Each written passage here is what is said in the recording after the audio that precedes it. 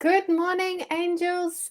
I'm Jules Ellen from Catalyst Plus, and I'm your Queen Calculator. Hello, happy Friday. We got through another week of JobKeeper, and look, it's been such a whirlwind. I know myself, I'm a bit exhausted by it all, and all the news and all the reviewing and checking and making sure everything's fine. But today I want to talk about when it is okay to be brave and go it alone, and when it's better to stop, time out, and get yourself some advice.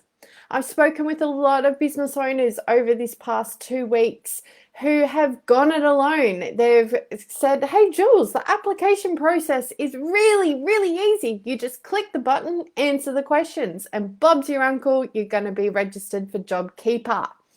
The problem is when they look at the 8 tests that is available to them to determine whether or not, as per the government's directives and per the legislation, when you look at those 8 tests, their business isn't eligible, even though it has been affected by COVID-19.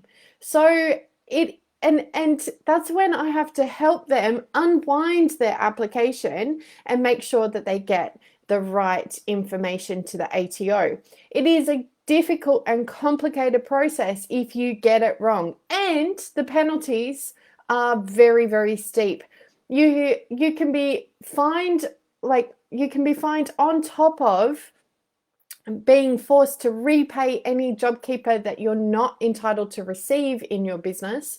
You can be fined not only the repayment of that JobKeeper amount, but up to 75% of the overpayment. So say you have one employee, that's 19,500 for the full term. If you get the full term, you would have to repay the 19,500 plus 75%.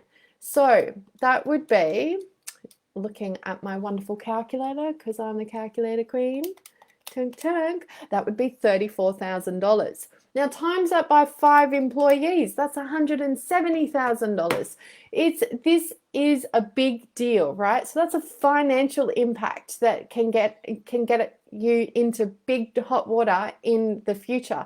But the worst thing about it is that there can be imprisonment of up to 12 months. So if you really, really get this wrong, you don't get any advice, and you do it yourself and it's wrong, you're risking going to jail. So right now is not the time to go it alone for JobKeeper. It is a complicated and very intense and very risky application process to go through with. So you need to be very, very careful about it. There's a lot more penalties involved as well, but you don't want to do this one alone. So my advice to you on this happy Friday is, if you have been a business owner that has thought, application process is easy, and you've done it on your own, good on you for giving it a try, but call your accountant, call your BAS agent, make sure that what you've done is correct. If you've done it with your guidance of your accountant or BAS agent, then that's possibly okay. But ideally, you would be getting them to do it. Pay the money up front from their advice. It is well worth every single penny that you pay our advisors. We have been my whole accounting community, I know, have been reading legislation like the cows come home, and we've been doing so much research to make sure that we're looking after you guys and making sure that if you are eligible and beyond reasonable doubt, we are making sure that you're looked after, and we're also making sure that you have all of your documentation in place.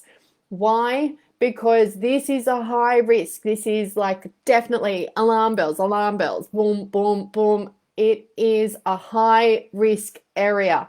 Now, all of the videos that I've put in the past over these last 2 weeks has just been to give you some guidance on what is JobKeeper, what is what you're allowed to do. But it is not a go live and do this yourself kind of interpretation, because I tell you something, you do it and you get it wrong and you ask your accountant or your advisor, your BAS agent, to help you unwind this, you're going to pay triple the fees because it is heart attack material, I tell you. So unless you are a very experienced accountant in your business, it is, and you've got very good advice and you're used to reading the legislation, not reading what it says on the Sydney Morning Herald or Newcastle Herald or the Courier Times or whatever.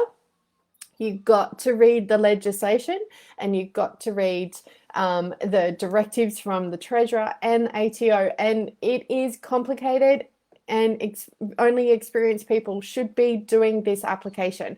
So that's my little 2 bobs worth, and I'm sorry to rant on it, but